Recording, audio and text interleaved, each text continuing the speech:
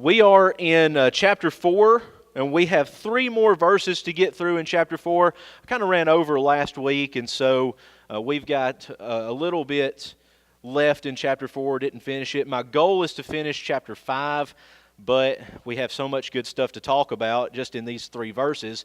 I don't know if we're going to finish chapter 5 or get halfway through or not. Y'all know me, we never know. So as we begin here in chapter 4, really, to get chapter 4 and verse 15, we have to go back and get verse 14. Verse 14 is the most famous verse in all of the book of Esther. Verse 14 on top of that is, I think, the most misused and abused verse in all of Esther. Rich gave me a paper, kind of an interview from the Tennessean, and Rich, I don't remember this gentleman's name. Do you remember? I can't think of his name. He's on death row in Tennessee for the murder of his wife, I believe it was, and, I'm sorry? In 1984, and when you gave it to me, it was about 10 days. Okay, next Thursday is his execution date. But while he was in prison, he came to a faith and to know the Lord, not affiliated with the Lord's church. I think he's a member of the Seventh-day Adventist or something like that.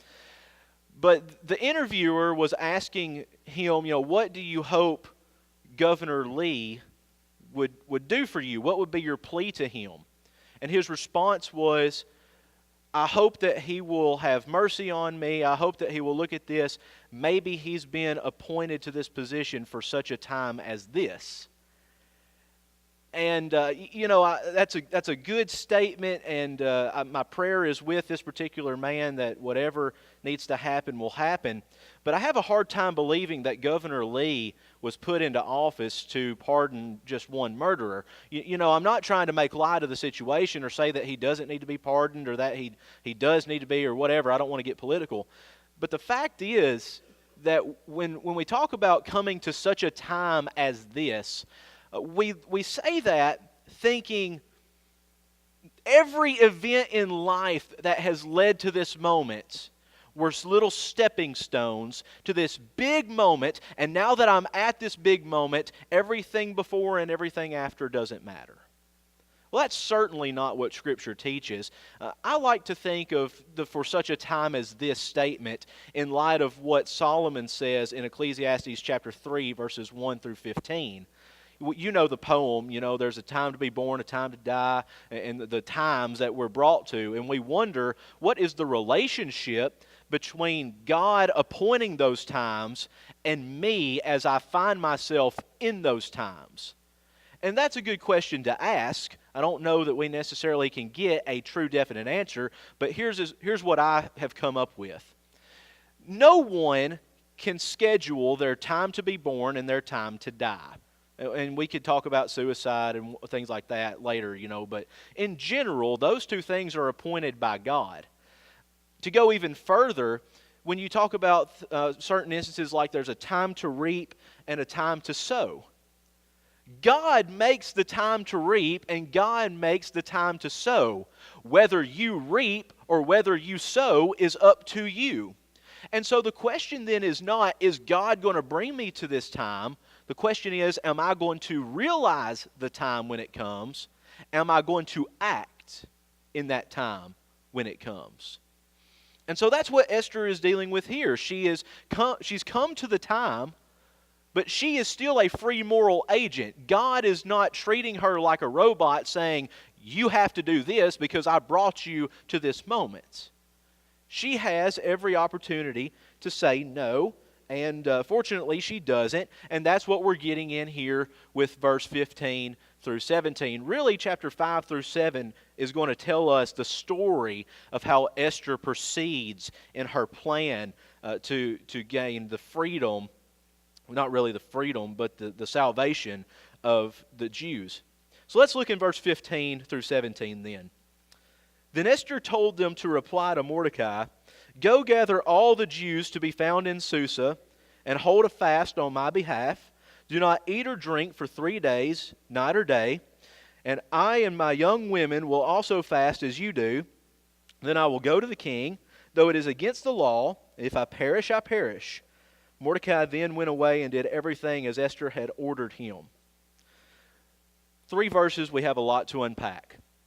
Esther told them to reply to Mordecai. Remember, Mordecai has been in a state of mourning. He's wearing his sackcloth and ashes. He cannot approach Esther. They cannot have a face-to-face conversation. Esther has some kind of communication with Mordecai. And so she's telling the servants, the messengers back and forth, "Go gather all the Jews to be found in Susa." If your Bible says Shushan, it's the same place. So whatever your Bible says, it's the capital of Persia. We're not talking about getting just 10 or 15 or 100 or 150 Jews. We're talking about a huge number of Jews who are here in the capital of Persia. So go gather all the Jews to be found in the capital here. Hold a fast on my behalf. Now, this fast, what we learned, this is a total fast. No food, no drink, and no sleep for 3 days. In the book of Esther, prayer is never mentioned. But I think it is inferred here by the fast. Some other biblical writings and even extra biblical writings give us a good insight as to how the Jews in this time period looked at fasting and how they viewed the practice. For example, the apocryphal book of Judith discusses a woman who has been a widow, and Judith says that she fasted all the days of her widowhood except for the day before the Sabbath itself, and any feast or celebrations that was on the Jewish calendar. And so really she lived a life of fasting, and she was seen as a very pious woman for doing that. It is interesting, though, that fasting before the exile is done in a corporate setting in Israel, and then when you come to the exile, there seems to be some kind of shift in fasting to where it's an individualistic thing done really as a righteous work for God. We look at fasting and we think, oh, well, they're harming themselves, they're doing something to their body to gain the attention of God. And I would just suggest to us that that is certainly not the case. What's happening here is something very different than what, let's say, the prophets of Baal do in 1 Kings chapter 19. When they are trying to gain the attention of their god, of Baal and the other gods, the prophets of Baal cut themselves. That's physically harming your body to gain the attention of a god or a group of gods. You read the law of Moses, and there are definitely laws and rules against doing such things. And so fasting here is by no means harming yourself to gain the attention of God. We don't have to gain the attention of God. God already gives us His attention out of His love for us. And so I think it's interesting here that this is a total fast. There are different levels of fasting in Jewish culture, this being one without food or drink or sleep for 3 days. And we get the sleep because it says night or day. Okay? If you want to learn more about the topic of fasting, let me take just a moment to plug. Officially got it published. This is my master's thesis. It's on Amazon.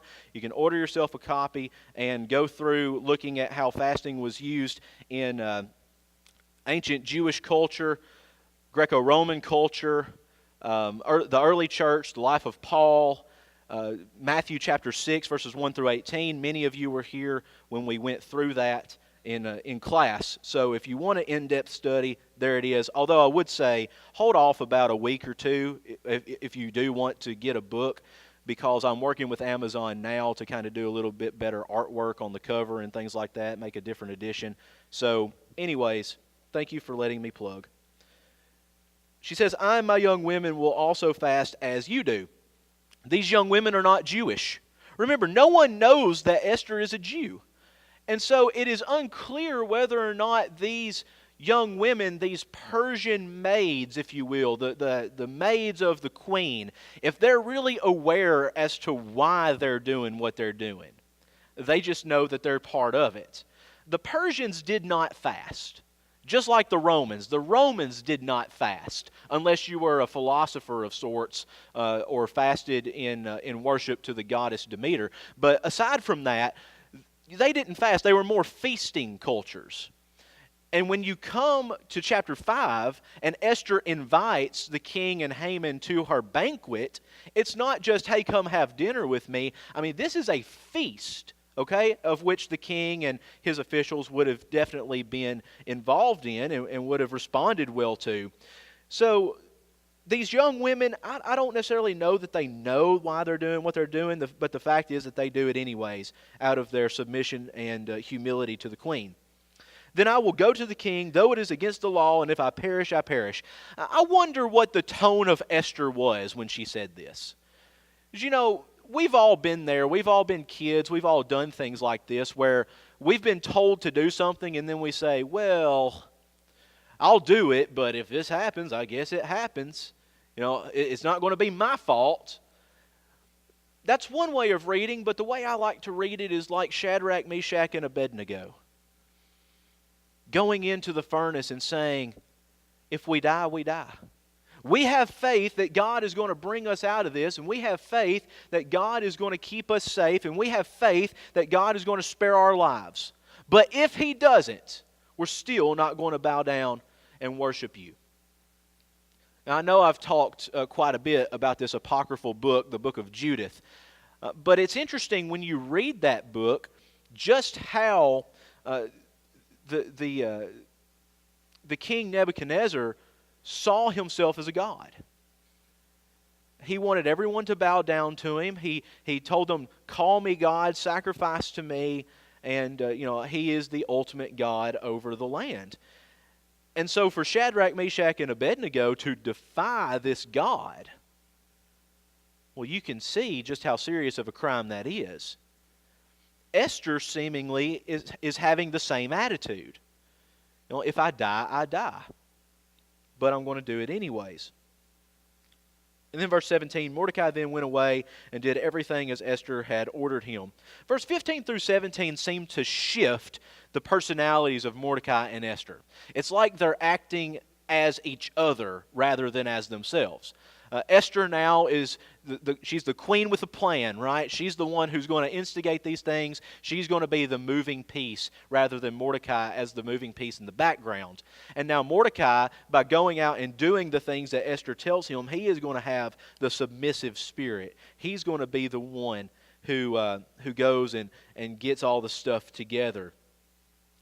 And so we come then to chapter 5. Chapter 5 and verse 1, on the third day, Esther put on her royal robes and stood in the inner court of the king's palace in front of the king's quarters while the king was sitting on his royal throne inside the throne room opposite the entrance to the palace. When the king saw Queen Esther standing in the court, she won favor in his sight, and he held out to Esther the golden scepter that was in his hand, and Esther approached and touched the tip of the scepter. The Jewish rabbis and rabbinical scholars say that the third day Esther putting on her royal robes means that she also was in sackcloth and ashes, and that after a period of mourning that she put on these royal clothes so that she could go about the plan. You know, that interpretation, I guess, is, you can't prove it wrong, but you certainly can't prove it right. And we need to be careful about interpretations like that. The text does not say that. I really think what's happening here is Esther says, I've got to go into the queen, and I want to do everything I can to make sure he doesn't kill me. Now remember, why did they choose Esther in the first place? She's good looking, right? That's it. She's good looking, and she won favor in the eyes of Hegai, the eunuch, over her. And now we're going to find that she finds favor with the king. Notice in verse 1 where it talks about this, the architect of the palace. She stood in the inner court of the king's palace, in front of the king's quarters, while the king was sitting on his royal throne inside the throne room, opposite the entrance to the palace. That's oddly specific, don't you think? This reads really weird in English. It also reads weird in Hebrew. But the fact is, because this is so specific, this is one of the many reasons I believe Mordecai is the one who is writing this story.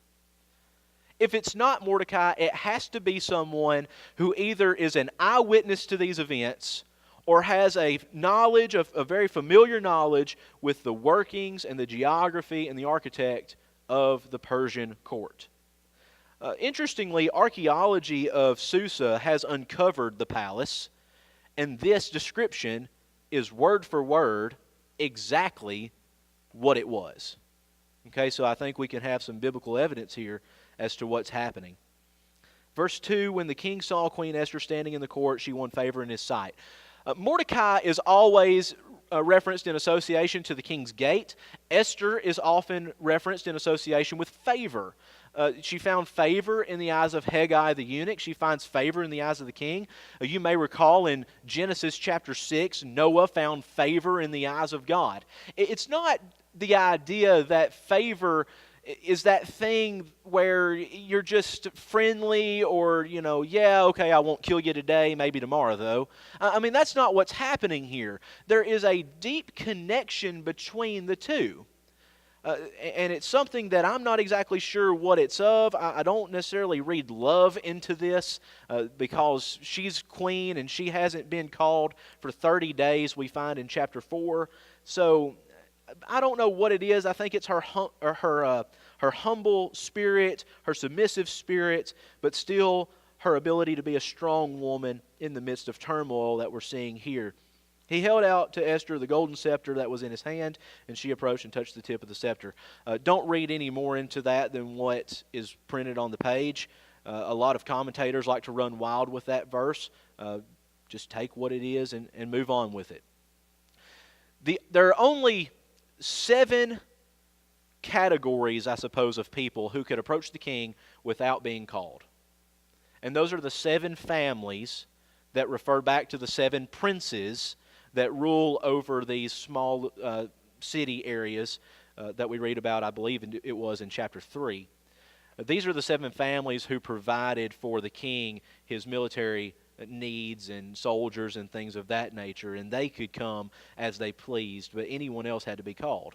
That's absolutely crazy, isn't it? His own wife couldn't go into him without being called for fear of death. Now, we read verse 1 and 2, and it just seems so casual as we read it. But let's take a step back from the text and try to insert ourselves as a fly on the wall in this story. Esther is literally risking her life to go into the king. And now we need to remember that as we get to verse 3, where the king says, "What is it, Queen Esther? What is your request? It shall be given to you, even to the half of my kingdom." Esther said, "If it pleases the king, let the king and Haman come today to a feast that I have prepared for the king." Then the king said, "Bring Haman quickly, so that we may do as Esther has asked." The king and Haman came to the feast that Esther had prepared. She's literally risking her life, and so when the king asks her, "What's troubling you?" It's not so much as a king is talking to a peasant, "Why have you come to court today?" He's really concerned. I mean, what's going on? What is so important that you would risk your life to come to me? Now notice what he says. "What is it, Queen Esther? What's your request? It shall be given to you, even to the half of my kingdom." Now this phrase, "the half of my kingdom," it certainly is not to be taken literally. Really, this is an idiom for, if it's in my power to do it, I will do it. Right? There's one Persian king, and I'll be honest with you, I don't remember who it was, who had his wife come to him, and he said that, and she took it literally and really did take half the kingdom, and then turned around and conquered him. Okay, so I'm thinking he's probably not going to be literal in saying this. How about you? So if it's in my power to do it, I'm going to do it. That comes because she found favor with him. Esther said, "If it pleases the king, let the king and Haman come today to a feast that I have prepared for the king." This is a great lesson for us today. Esther already prepared the feast before she went in to the king. Now hang on. I thought that she could lose her life. I thought that the king could kill her for coming in without being announced or without being called. Yes. So why make the feast before if you don't know if you're going to die or not? You ever heard the old expression, get your ducks in a row? Esther got her ducks in a row, right? We need to earnestly prepare, do our homework, get ready before going out and doing something else. I fear that in our world today, we are so geared on baptizing people, which is a great thing, don't get me wrong, that we forget to teach and to train. And so we're sending people into the world in hopes of gaining souls who've not done their homework, who do not know, and worse yet, who aren't living the way they need to. So Esther already had this feast prepared before she came to the king. In verse 5, then the king said, bring Haman quickly, so that we may do as Esther has asked. I wonder, why did Esther want Haman and the king together? Now, why not just go to the king and say, well, honey, don't you know that this decree that you've made, it's going to affect a lot of people, me included, and we would just rather not die today? I don't know why. I tend to think it's because she wants to see how they're going to operate together. I don't know why she even invites him to a feast. Maybe she's just trying to gain even more favor, get on his good side. And remember, the Persians were a feasting culture. They were going to be just, Johnny on the spot with this feast. And then we end with the king and Haman came to the feast that Esther had prepared. Now, yeah, okay, good. Now, notice in verse 4. Notice in verse 4 here, let the king and Haman come. Okay, that doesn't seem like a lot to us in English. But there are some medieval manuscripts of the Hebrew text where when it's written, and remember Hebrew reads from right to left, okay, so we're reading backwards here. But when it's written, the first letter of these words are made larger. They're emphasized. They're kind of in bold type, if you will. And the reason they do that is because the first letter of the first word is a yod. That's a yod. That's a vowel. Don't pay attention to that.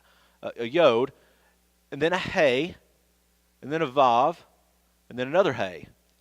You take those, you superscript them, and you get YHWH. Sound like anything to anybody? The Tetragrammaton, the covenant name of God, Yahweh.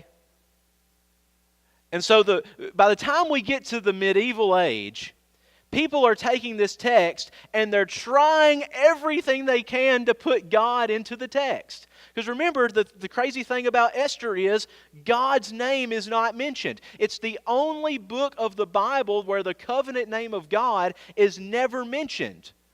And so the medieval scribes take this and they say, oh, look, here it is. It's just hidden for us in this first phrase. I bring that up for a number of reasons. First of all, I think it's cool. Second of all, we need to be very, very careful about reading things into the text. Here, it's nothing more than coincidence. So we come to verse 6. As they were drinking wine after the feast, the king said to Esther, what is your wish? It shall be granted to you. What is your request? Even the half of my kingdom, it shall be fulfilled. Then Esther answered, my wish and my request is, if I have found favor in the sight of the king, if it pleases the king to grant my wish and fulfill my request, let the king and Haman come to the feast that I will prepare for them, and tomorrow I will do as the king has said. I thank God for this passage. It sure makes me feel a whole lot better about being a servant of God. It lets me know that being afraid in certain things is okay. Look at what happens. Verse 6, as they were drinking wine after the feast. Now, something we need to say about this. We're going to find in chapter 6 that this drunkenness and the drinking of all this wine is going to give the king a stomachache. And he's going to be up and he can't sleep, and he's going to read the Chronicles of Persia and find the record of Mordecai saving his life that he wasn't aware of. And he's going to want to honor Mordecai. So, spoiler alert, sorry for all that. But, remember, the king makes decisions, impactful decisions, under the influence of alcohol, does he not? What did we read in chapter 1? What was the whole reason for him taking the title of queen from Vashti and giving it to Esther? He was drunk. And everybody he was around was drunk. Now, I want to set the record straight. A lot of times, Christians in the 21st century, because we know the devastating effects of alcohol, read the text and they say, well, this wasn't alcoholic wine. Friends, there is no such thing as non-alcoholic wine in the Bible. Now, the Jews diluted their wine, 2 parts water, 1 part wine, because they were so afraid of getting drunk. But there is no such thing as unalcoholic wine. That's called grape juice. There's another word for that in Greek and in Hebrew that are not used in the text. So the king is taking one too many. And I think, at least I believe, that is one reason why Esther says, come back tomorrow. I think another reason, probably the overarching reason here, is because Esther is afraid. She's timid. She has what I call a nervous faith. She believes, there's nothing wrong with her faith, but there's a difference between having this mental capacity to say, yes, I can do this, and then actually doing it. Right? I mean, we all should know that because we come here 3 times a week and we talk about how we need to be sharing the gospel in our communities and how we need to be talking to our neighbors. And I don't know about you, but I go home and how many times do we actually do it? Well, you may be a better Christian than me because, rarely. If the opportunity is just right, then maybe. But notice in verse 7, Esther answered, my wish and my request is... And then there's a pause. I wonder if Esther isn't just almost about to say it, and then she changes her mind. Now, why she changes her mind, I don't know. I think the drunkenness of the king and a nervous faith are 2 good possibilities. Y'all may have other ideas. And then she says in verse 8, if I found favor in the sight of the king, if it pleases the king, grant my wish, fulfill my request. Now, that sounds repetitive, doesn't it? That sounds very repetitive from not only what Esther said previously, but from what the king said. But we have to understand 2 things. Number 1, Hebrew is a repetitive language. And so this repetition is not necessarily for emphasis or anything like that. It's just good Hebrew. And number 2, this is court etiquette.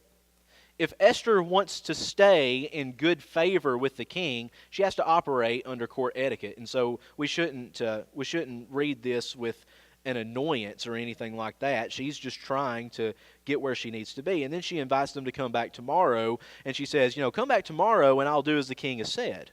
Come back tomorrow and I'll tell you what I want.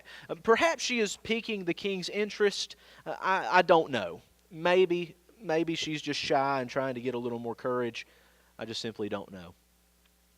Verse 9, Haman went out that day joyful and glad of heart, but when Haman saw Mordecai in the king's gate, he neither rose nor trembled before him, for he was filled with wrath against Mordecai. Nevertheless, Haman restrained himself and went home and sent and brought his friends and his wife Zeresh. And Haman recounted to them the splendor of his riches, the number of his sons, and all the promotions which the king had honored him, and how he had advanced above all the officials and servants of the king. Okay, Haman, boy, what a guy. I mean, what can you say about him? I've tried very hard in our time together on Wednesday nights to get us to read this from the perspective of a human being. I mean, this is a guy who's full of emotions. He's a passionate guy, and we should appreciate that about him, and I think the king appreciates that about him. Haman doesn't halfway do anything. If he's going to do something, he's really going to do it. But Haman has such a pride and anger problem, and it's so easy to read this and to read him as the supervillain of the story that we forget that we know Hamans in our own life. We know people who are just dying with anger issues and with problems of pride. So he sees Mordecai at the king's gate. Mordecai is always associated with the king's gate. That he neither rose nor trembled before him. Now this is different, right? This is different than what we've talked about before. The reason Haman was so upset with Mordecai before is because he wouldn't bow. Now there's a difference between bowing and rising. Right? I mean, it's exact opposites, is it not? If you bow, you're going one way. If you're rising, you're going the other. The fact is, Mordecai was not going to acknowledge the presence of Haman at all. It got that serious. Now, I have to take a step back and say, do I respect Mordecai for this? Or did Mordecai do the right thing? And, not to get political, but I wonder how many times do we just need to not acknowledge some things going on in the government. Not that we ignore them, but just that we don't acknowledge them. I think there's a good lesson in that here, especially if the government or entities of the government are, for lack of a better word, evil. And so Haman now is filled with wrath and anger, and he goes home. And he has a superhero of a wife. This wife, Zeresh, I have no idea what her name means. Can't find the etymology of it at all. But she is just a great, great wife, because he comes home and she gives him a hug and a kiss and says, "Oh, honey, tell me about your day." And he just tells her, he gets all his friends together. These friends are probably the counselors, the Magi, the Zoroastrians that he had cast lots for him earlier in the book of Esther. In verse 11, he recounted to them all the splendor of his riches, the number of his sons, all the promotions. Haman literally had everything, and yet he had nothing because of his anger. But friends, I want to tell you, that is a lesson for us.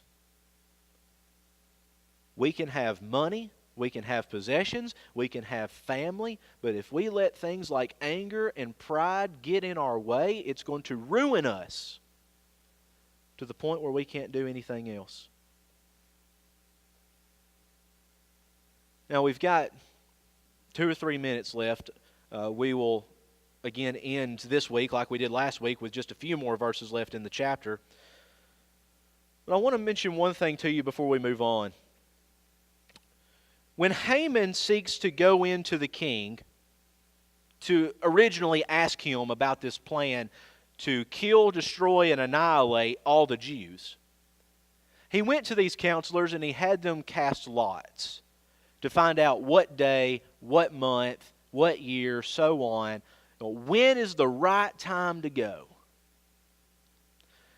Now notice when Esther had to go into the king, what did she do? She fasted. I would suggest she prayed. Now both of them got what they wanted. Both of them got an audience with the king. The difference is who's on whose side. Buying into things like reading a horoscope, looking at the stars, trying to find a guide for us in a secular way. Maybe if we just took a moment to stop and to really pour our hearts out to God, we would remember that God is on our side.